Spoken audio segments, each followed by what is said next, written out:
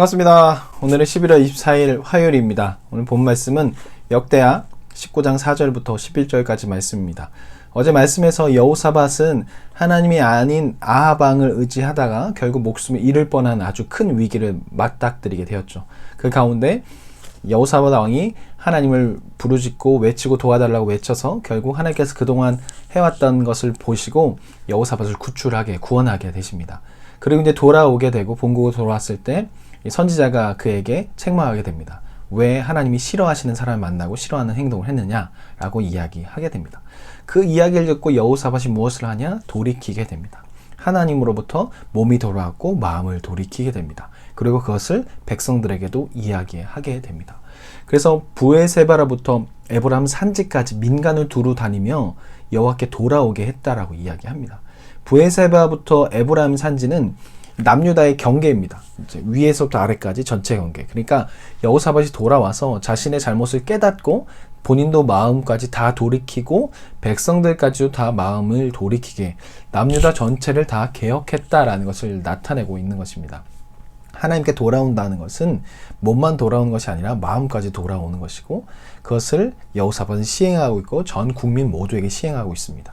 아마도 여호사밧이 북이스라엘 왕 아합 왕에게 의지하고 그렇게 자주 교류하게 되면서 북이스라엘의 그런 아세라, 바알 그런 우상들의 문화가 들어왔을 것이고 그로 인해서 백성들의 삶도 계속적으로 점점 무너지고 있었던 걸로 보여집니다. 그러다 보니까 개혁이 일어나야 했고 첫 번째로는 종교적으로 개혁을 해야 했던 것이죠. 마음이 하나님께로 돌아오도록 종교적인 개혁을 하게 됩니다. 그리고 난 후에 여호사밧이 무엇을 하냐면 재판관들을 불러다가 하나님은 불의하시지 않으시다. 뇌물도 받지 않으신 분이시다. 그러니 너희도 재판할 때 뇌물 받지 말고 불의하게 하지 말고 치우치지 않도록 그렇게 재판하라고 이야기하고 있습니다. 아마도 이 재판관들이 불의한 재판, 뇌물을 받고 여러 가지 좋지 못한 돈이 없는 사람들에게 벌이 있다, 죄가 있다고 이야기하면서 재판을 잘못한 경우가 많이 있었던 걸로 보여집니다. 그래서 여호사밧은 종교적인 개혁을 함과 동시에 사법적인 사회적인 개혁을 합니다. 그래서 재판관들에게 하나님을 두려움으로 그동안 잘못했던 것을 하지 않고 이제 똑바로 재판해라 라고 그렇게 이야기합니다. 그리고 거기에 넘어서서 족장들을 부르고 레위인들과 제사장들을 불러서 이 평상시에 살아가는 그 가운데 지방에 있는 사람들 일반적인 그런 재판을 할 때도 불의하게 재판하지 않도록 잘 재판하라 라고 그렇게 이야기합니다. 그리고 11절 말씀을 보면 여호와께 속한 모든 일에는 대제사장 아마랴가 너희를 다스리고 왕에게 속한 모든 일은 유다 지파의 어른 이스마엘의 아들 스바다가 다스리고 레위 사람들은 너희 앞에 관리가 되게 하라 라고 이야기하고 있어요. 즉 여호사밧은 종교적인 개혁 뿐만 아니라 사법적이고 사회적인 개혁을 같이 하고 있어요. 그리고 이 모든 것이 하나님 안에 있다. 그래서 레위인들이 모든 것을 관리하게 하는 것이죠. 종교적인 것만 하나님께 있는 것이 아니라 사회적이고 세상적인 것도 하나님께 있다라는 것이에요. 사회 모든 우주는 하나님의 손 아래 있다는 것을 우리는 인정합니다. 근데 우리 삶에 보면 세상적인 것과 너무 구별해서 우리는 세상적인 것에 관심이 전혀 없는 것 같고 그냥 단지 종교적인 부분만 너무나 신경을 쓰는데 우리의 삶이 바뀌고 무언가가 이루어지기 위해서는 종교적인 것 플러스 사회적인 것이 함께 이루어져야 합니다. 그래서 여호사밧은 개혁을 하고 있는데 종교적인 것만 개혁하는 것이 아니라 사법적이고 사회적인 것도 전반적으로 개혁을 합니다. 그렇게 개혁을 낼 때 하나님의 나라는 온전히 이루어질 수 있다는 것을 알고 있는 것이죠. 그래서 여호사밧은 온전한 하나님의 나라 백성으로서 왕으로서 살기 위해서 종교적인 것과 사법적이고 사회적인 것을 함께 개혁함으로 모든 사람이 다 잘 살 수 있도록 그렇게 개혁하고 있습니다. 우린 이것을 기억해야 합니다. 개혁에는 종교적인 것만 있는 것이 아니라 사회적인 것도 같이 있어야 한다는 것이죠.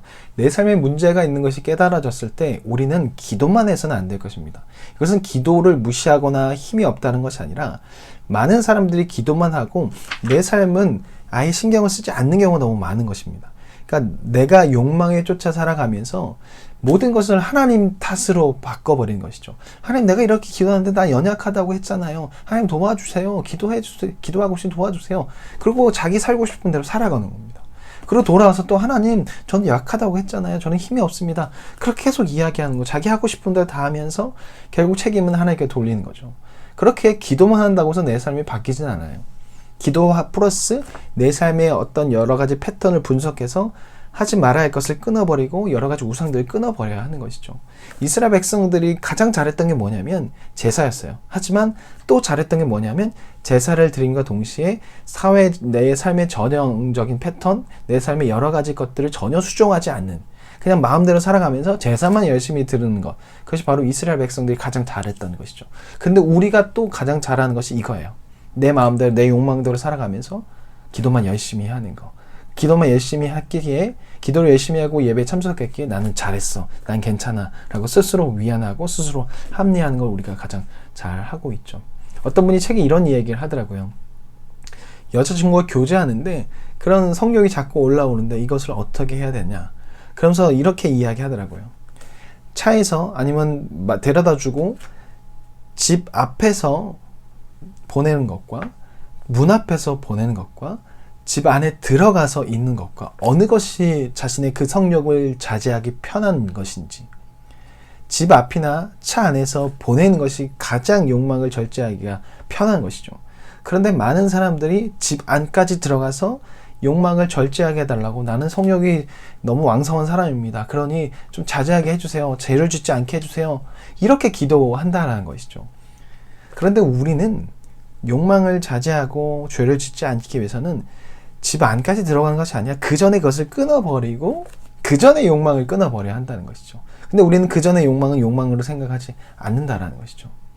우리의 삶에서 삶을 개혁하기 위해서는요, 종교적인 것 플러스 내 삶의 사회적인 것, 내 삶의 패턴도 개혁해 나가야 돼요.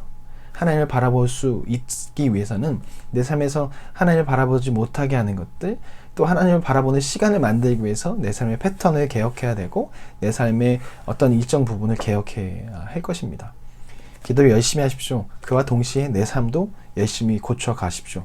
그럴 때 내 삶의 개혁이 일어나서 하나님을 더욱더 만나고 볼 수 있을 것입니다. 오늘 하루, 이번 한 주 내 삶이 개혁할 것이 무엇이 있는지 한번 돌아보시고 또한 그것을 놓고 기도하셔서 온전히 하나님만 바라볼 수 있는 저와 여러분이 되었으면 좋겠습니다. 그러면 내일 뵙겠습니다. 안녕히 계세요.